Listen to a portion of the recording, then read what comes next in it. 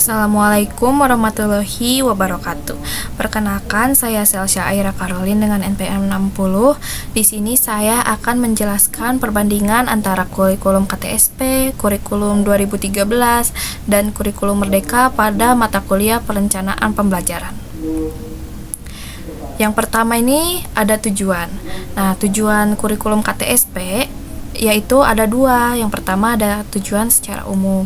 Tujuan KTSP secara umum adalah memberikan otonomi kepada sekolah untuk mengembangkan kurikulum.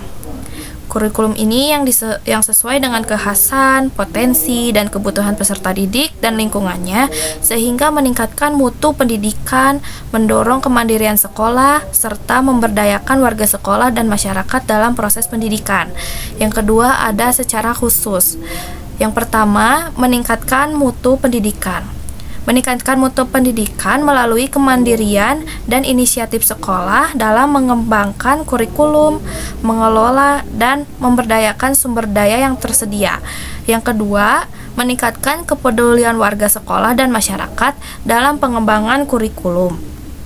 Melalui pengambilan keputusan bersama, meningkatkan kompetisi yang sehat di antara satuan pendidikan yang mengenai kualitas pendidikan yang akan dicapai. Kedua, tujuan kurikulum 2013. Yang pertama, meningkatkan kualitas pendidikan di Indonesia. Yang kedua, mengembangkan potensi peserta didik secara holistik. Yang ketiga, mempersiapkan peserta didik untuk menghadapi tantangan masa depan. Yang keempat, mengembangkan karakter peserta didik. Yang kelima, meningkatkan daya saing peserta didik di tingkat nasional dan internasional. Selanjutnya ada tujuan dari kurikulum Merdeka. Secara umum, ini adalah tujuan kurikulum Merdeka. Yang pertama, memberikan otoritas kepada sekolah dan Pemda untuk mengelola pendidikan sesuai dengan kebutuhan daerah. Yang kedua, membangun SDM yang unggul dan kompetitif. Yang ketiga, menyiapkan peserta didik menghadapi tantangan revolusi industri 4.0. Yang kelima, memperkuat pendidikan karakter termasuk profil pelajar Pancasila. Keenam, meningkatkan hasil belajar peserta didik di era abad ke-21. Ketujuh, meningkatkan kualitas pendidikan secara keseluruhan di Indonesia. Yang kedua, ada secara materi. Yang pertama ada kurikulum KTSP. Materi KTSP meliputi tujuan pendidikan, struktur dan muatan kurikulum, kalender pendidikan, serta silabus dan rencana pembelajaran atau RPP. Nah, KTSP ini yaitu kurikulum operasional yang dikembangkan dan dilaksanakan oleh setiap satuan pendidikan dengan memberikan otonomi dan fleksibilitas sekolah dalam menyesuaikan kurikulum dengan standar kompetensi dan kebutuhan siswa serta karakteristik lokal berdasarkan Undang-Undang Nomor 20 Tahun 2003 tentang Sistem Pendidikan Nasional. Yang kedua ada kurikulum 2013. Kurtilas ini berfokus pada kompetensi dan karakter siswa melalui pendekatan saintifik dan pembelajaran tematik integratif. Materi pelajaran terintegrasi menjadi satu mata pelajaran, serta ada materi yang dirampingkan dan ada juga yang ditambahkan seperti matematika, disesuaikan dengan standar internasional. Selain itu, ada 4 aspek penilaian yang digunakan, yaitu pengetahuan, keterampilan, sikap, dan perilaku. Selanjutnya ada kurikulum Merdeka. Kurikulum Merdeka berfokus pada materi esensial di mana pembelajaran dirancang lebih mendalam dan beragam agar siswa punya waktu cukup untuk menguasai konsep dan kompetensi. Kurikulum ini lebih fleksibel, mengedepankan pengembangan karakter melalui proyek penguatan profil pelajar Pancasila dan menuntut kemampuan adaptif bagi siswa seperti literasi, numerasi, keterampilan abad ke-21, serta literasi digital, keuangan, dan perubahan iklim. Selanjutnya ada media kurikulum KTSP. Media yang digunakan untuk kurikulum tingkat satuan pendidikan atau KTSP mencakup media cetakan seperti buku atau modul. Selanjutnya ada audio visual seperti video, rekaman suara.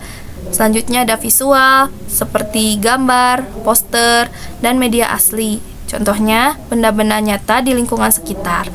Selain itu, KTSP juga mendukung penggunaan media digital interaktif seperti aplikasi pembelajaran online untuk mendukung pendekatan yang lebih berpusat pada siswa.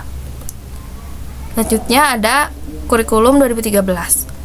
Sekitar pertengahan abad ke-20, usaha pemanfaatan visual dilengkapi dengan digunakan alat audio sehingga lahirlah alat bantu audio visual. Dikenal dengan nama Audio Visual Aids atau AVA yang dapat diartikan sebagai sesuatu yang membantu pendengaran dan penglihatan. Sejalan dengan perkembangan ilmu pengetahuan dan teknologi atau IPTEK, khususnya dalam bidang pendidikan, saat ini penggunaan alat bantu atau media pembelajaran menjadi semakin luas dan interaktif, seperti adanya radio, video, komputer, dan internet yang semuanya itu diharapkan dapat membantu penglihatan dan pendengaran siswa sehingga pembelajaran dapat dimengerti dengan lebih jelas dan menarik. Selanjutnya ada kurikulum merdeka. Media pembelajaran yang sesuai dengan kurikulum merdeka tentunya harus mendukung optimalisasi penerapan merdeka belajar. Kemandirian belajar, kreativitas, dan inovasi menjadi beberapa hal yang menjadi pertimbangan dalam memilih media yang tepat. Beberapa jenis media pembelajaran yang sesuai untuk mendukung implementasi kurikulum merdeka antara lain, yang pertama ada media audio seperti suara-suara.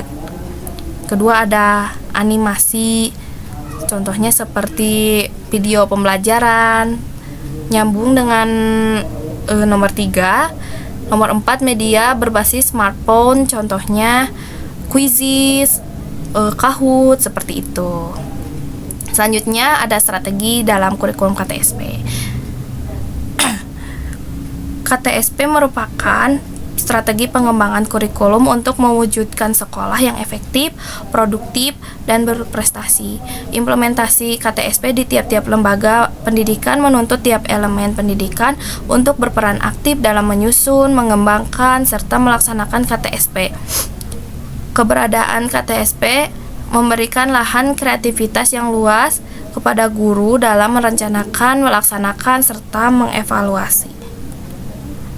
Selanjutnya ada kurikulum 2013. Strategi dalam kurikulum 2013 berfokus pada pembelajaran yang terpadu antara sikap, yaitu afektif, pengetahuan, kognitif, dan keterampilan psikomotor.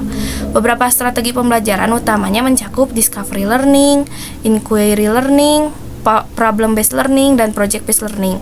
Selain itu, manajemen yang baik juga merupakan aspek kunci meliputi perencanaan, pengelolaan sumber daya, pembelajaran, monitoring, dan evaluasi.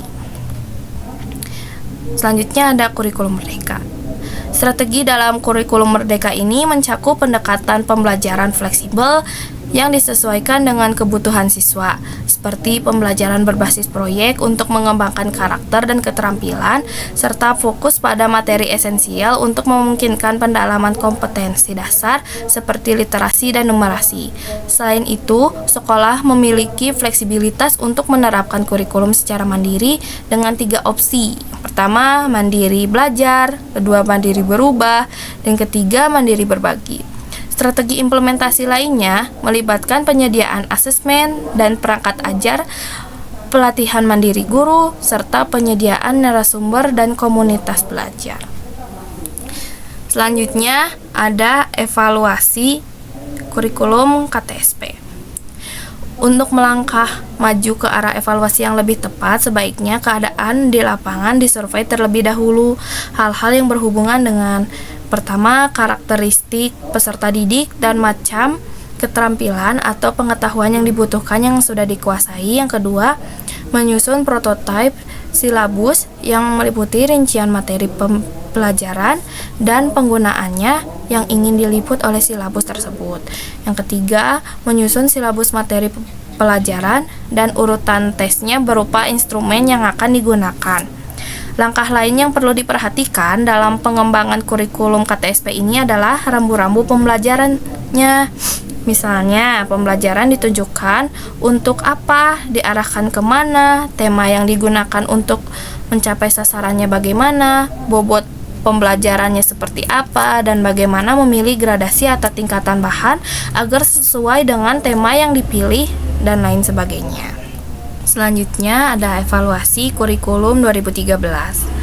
Keberhasilan siswa dalam mengikuti proses pembelajaran dapat dievaluasi secara akurat jika adanya perencanaan pembelajaran yang dirancang dengan baik oleh guru. Dengan demikian, guru dapat mengambil keputusan yang tepat tentang program pembelajaran serta mempermudah guru untuk menemukan adanya kelemahan pada rancangan pembelajaran agar dapat diperbaiki.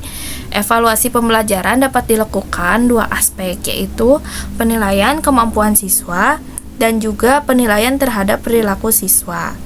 Adanya evaluasi terhadap kemampuan siswa akan membantu guru untuk dapat mengantarkan siswa dalam menentukan keterampilan atau potensi yang ada pada diri siswa. Karena melalui penilaian kemampuan siswa, maka guru dapat dengan mudah mengetahui kemampuan dasar yang dimiliki oleh siswa. Selanjutnya ada evaluasi kurikulum merdeka. Evaluasi kurikulum merdeka menunjukkan dampak positif pada peningkatan keterlibatan dan pengembangan karakter siswa, tetapi juga menghadapi tantangan terkait fasilitas, pemahaman guru, dan kesiapan satuan pendidikan. Evaluasi ini berfokus pada efektivitas pembelajaran dan asesmen, serta melibatkan kolaborasi pemangku kepentingan untuk perbaikan berkelanjutan. Tujuannya adalah memastikan kurikulum dapat memberikan manfaat maksimal bagi pendidikan di Indonesia, meskipun masih banyak dibutuhkan upaya penyesuaian. Sekian dari saya, mohon maaf apabila ada kesalahan. Wassalamualaikum warahmatullahi wabarakatuh.